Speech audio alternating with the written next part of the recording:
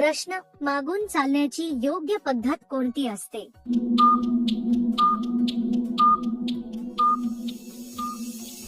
उत्तर, योग्य पद्धत म्हणजे समोरच्याच्या सोयीचा सुरक्षित आणि सभ्य मार्ग अवलंबणे होय. कोणतीही कृती करताना समोरच्या व्यक्तीचा आराम, सुरक्षितता आणि मर्यादा लक्षात घ्याव्यात. घाई न करता संतुलन राखून आणि योग्य अंतर ठेवून हालचाल करणे महत्त्वाचे असते.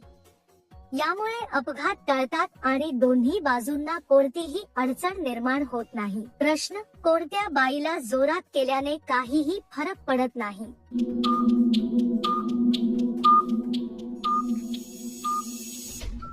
उत्तर, प्रत्येक व्यक्ती वेगळी असते आणि प्रत्येकाची संवेदनशीलता वेगळी असते. काही जणांना जास्त परिणाम जाणवतो तर काहींना कमी फरक पडतो. हे पूर्णपणे शारीरिक व मानसिक परिस्थितीवर अवलंबून असते, म्हणून कोणताही ठराविक निष्कर्ष सर्वांवर लागू होत नाही. प्रश्न, काही पुरुषांना चालताना खालीवर होण्याची सवय का असते?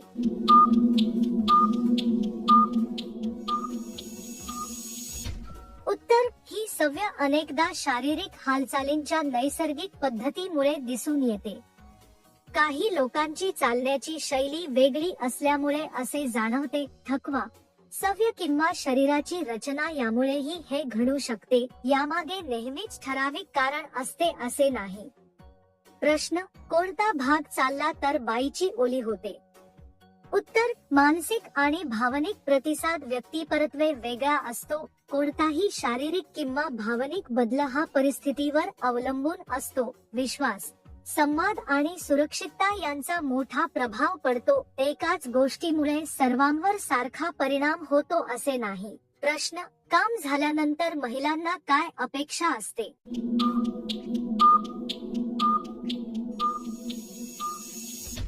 उत्तर, बहुतेक वेळा आदर, समजून घेणे आणि सुरक्षिततेची भावना अपेक्षित असते. भावनिक आधार आणि संवाद मिळावा अशी अपेक्षा असते. समोरच्याने जबाबदारीने वागावे अशीही अपेक्षा असू शकते.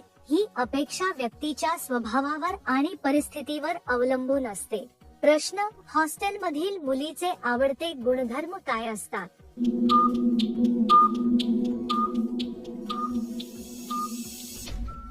उत्तर, स्वातंत्र्य, सुरक्षितता आणि विश्वास हे महत्त्वाचे गुणधर्म असतात.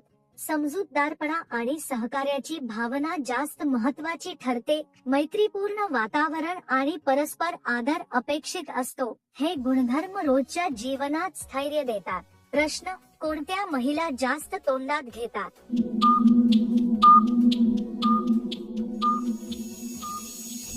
उत्तर, ही गोष्ट पूर्णपणे वैयक्तिक सवयींवर अवलंबून असते.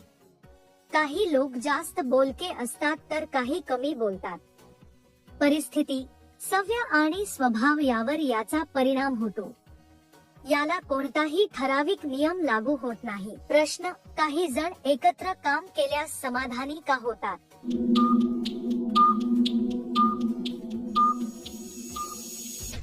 उत्तर, एकत्र काम केल्याने परस्पर समज आणि सहकार्य वाढते. संवाद चांगला झाल्यामुळे समाधानाची भावना निर्माण होते. विश्वास आणि टीमवर्क यामुळे आत्मविश्वास वाढतो. म्हणून अनेकांना एकत्र काम केल्यावर चांगले वाटते. प्रश्न, बाईला उचलून घेतल्यास काय होते?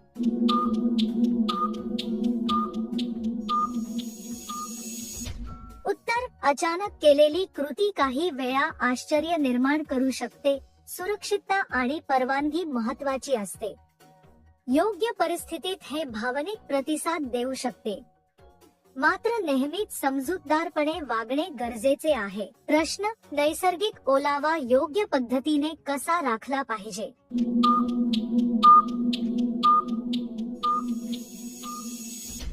उत्तर, नैसर्गिक स्थिती टिकवण्यासाठी शरीराची आणि मनाची दोन्ही काळजी घेणे गरजेचे असते.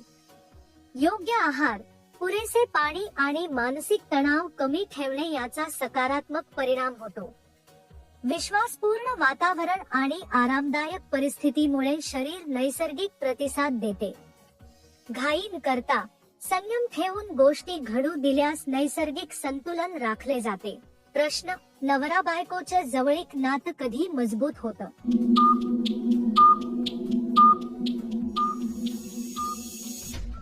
उत्तर: जेव्हा दोघांमध्ये मोकळा संवाद आणि परस्पर विश्वास असतो तेव्हा नातं मजबूत होतं. एकमेकांच्या भावना समजून घेणे आणि आदर देणे खूप महत्त्वाचे असते. एकत्र वेळ घालवणे आणि सहकार्याची भावना नात्यात गोडवा आणते. अशा वेळी जवळीक आपोआप वाढते आणि नातं स्थिर होतं. प्रश्न: कोणते दिवस शुभ मानले जातात?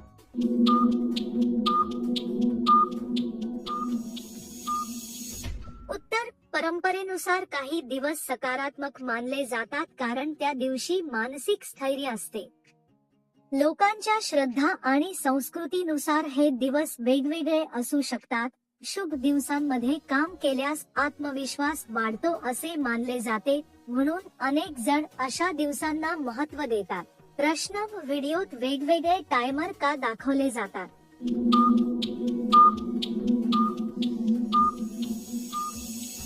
उत्तर: टायमर वापरण्याचा उद्देश प्रेक्षकांची उत्सुकता टिकवून ठेवणे हा असतो. वेळेची मर्यादा दिल्याने लक्ष केंद्रित राहते. कंटेंट अधिक इंटरेस्टिंग आणि डायनामिक वाटतो. म्हणून डिजिटल व्हिडिओमध्ये टायमरचा वापर केला जातो. प्रश्न: चालू कामाबद्दल जास्त बोलायला का आवडते?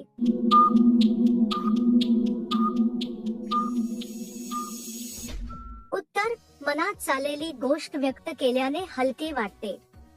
समोरच्याशी विचार शेअर केल्याने समज वाढते. कधी कधी बोलल्यामुळे आत्मविश्वासही वाढतो.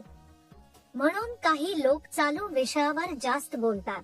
प्रश्न: कोणत्या प्रकारच्या स्पर्शाने जास्त आराम मिळतो?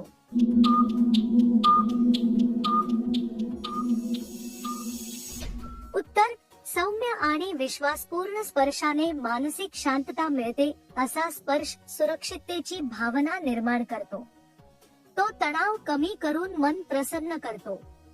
म्हणून सौम्य आणि आदरयुक्त वागणूक महत्त्वाची असते.